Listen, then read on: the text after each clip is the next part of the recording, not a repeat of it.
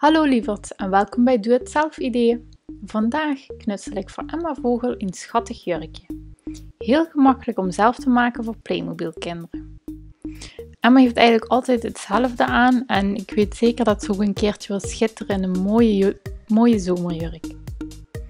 Ik heb daarom een fleurig stukje stof uitgezocht, zelfklevende stof. De ene kant is stof, de andere kant is papier en dan kun je er dan vanaf halen. Daarnaast heb je een schaar nodig en dan kunnen we van start.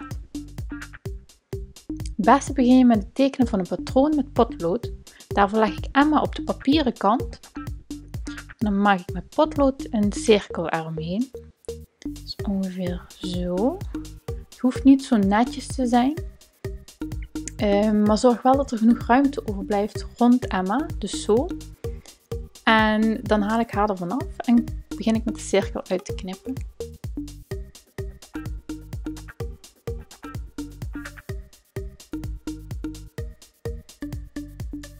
Dan kies je een punt aan de buitenkant en trek je een lijn naar het midden toe. Eigenlijk ietsjes voorbij het midden nog. En aan het uiteinde maak ik dan een dwarsstreepje. Ietsjes langer nog. Dan maak ik van daaruit één lijn. En nog eentje de andere kant uit. Dan heb je eigenlijk twee stroken, dat worden dan de bandjes van de jurk. En dan aan de zijkant maak ik zeg maar driehoeken. Teken ik dan zo, dan maak ik ze aan elkaar vast.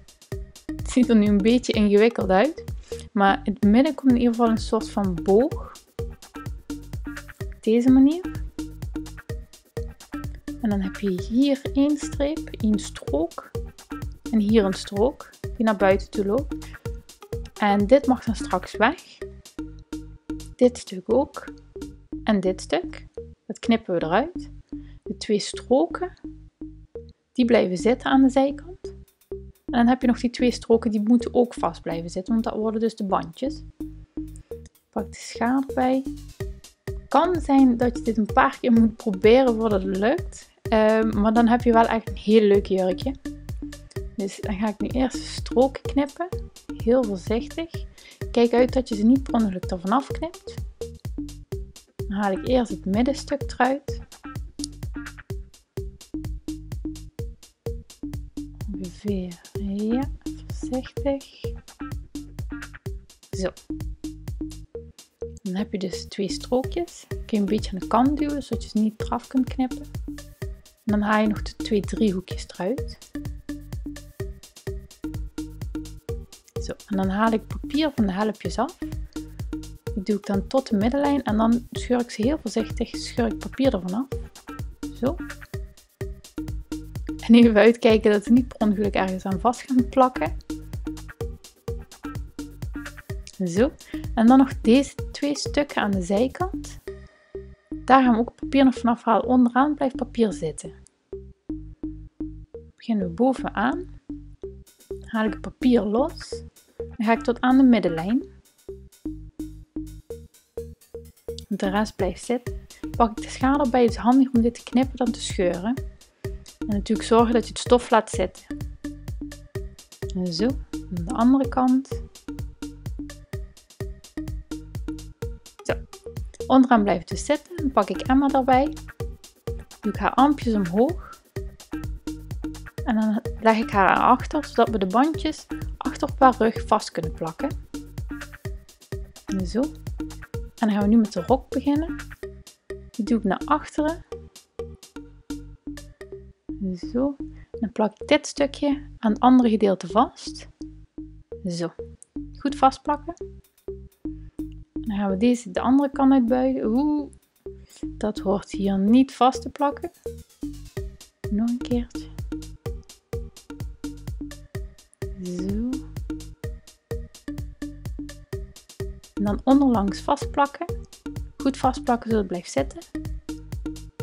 Ja. En dan kunnen de armpjes weer naar beneden. En voilà. Hij is wel iets te lang. Dus dan kun je er nog vanaf knippen als je wil. Kun je natuurlijk ook laten zitten, maar het is wat makkelijker als je gaat lopen dat dat ook lukt. Dus knip voorzichtig er vanaf. Zo, En dat is het. Prachtige zomerjurkje is klaar. Hierboven heeft ze 2 bandjes, een strook hier. En het andere deel zit aan de binnenkant vast. Wat ook heel handig is, papier zit er binnenin nog aan, zodat het niet aan Emma gaat vastplakken. En langs achter ziet het er dan zo uit. En zo heeft ze een schattig jurkje voor de zomer. Maar bijvoorbeeld ook als ze naar een verkleedpartijtje gaat of naar de verjaardag van een prinses. Ik vind het zelf heel leuk geworden. Als je de jurk eraf haalt, moet je natuurlijk even voorzichtig zijn. Het kan zijn dat de jurk niet heel blijft. Maar goed, als je nog wat leuke stof hebt liggen, kun je natuurlijk altijd nog een nieuwe maken. Of bijvoorbeeld van de restjes een nieuwe maken. En ja, je kunt bijvoorbeeld ook ervoor kiezen om voor elke gelegenheid een andere jurk te knutselen. En zo kun je steeds iets nieuws maken. Ik hoop dat je mijn video leuk vond. Het is een beetje moeilijk, een moeilijk projectje. Maar ja, als je een beetje voorzichtig bent, dan heb je wel echt een heel leuk jurkje. Je kunt natuurlijk ook andere kledingstukken bedenken. Je kunt bijvoorbeeld een strookje pakken, dat eromheen wikkelen. Dan heeft ze een rokje. Of je kunt een t-shirt maken. Wellicht vind je het leuk als ik nog meer video's maak met andere kledingstukken om te maken voor Playmobil poppetjes. Laat het dan weten in de comments hieronder. De kleding kun je dan natuurlijk ook nog versieren.